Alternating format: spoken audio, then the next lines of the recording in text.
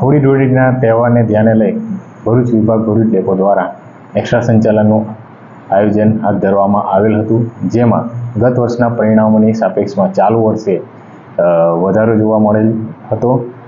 ગત વર્ષે 78 વાહનની સામે ચાલુ વર્ષે 92 વાહન એટલે કે 14 વાહન વધુ થકી સંચાલન હાથ ધરવામાં આવેલ હતું। તેમજ ગત વર્ષે 11.5 લાખની સામે ચાલુ વર્ષે 13.5 લાખ એમ 2 લાખ વધુ આવક મળવા પામેલ હતી અને ગત વર્ષે 5200 મુસાફરોનું વહન કરવામાં આવેલ હતું, જે ચાલુ વર્ષે 6000 મુસાફરોનું વહન કરવામાં આવેલ।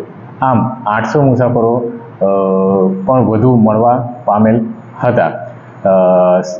દાહોદ પંચમહાલ ગોધરા તરફના શ્રમયોગીઓ દ્વારા એસટી નિગમની પરિવહન સેવાનો ખૂબ જ સારો લાભ લીધેલો છે અને જે બદલ હું તમામ શ્રમયોગીઓનો આભારી છું અને આગામી સમયમાં પણ તેઓ દ્વારા એસટીની સેવાનો વધુમાં વધુ લાભ લેતા રહે, જેથી કરી અમારા દ્વારા પણ તેઓને સારી સુવિધાઓ ઉપલબ્ધ કરી શકાય તે મુજબ તેવી આશા તેઓ પાસે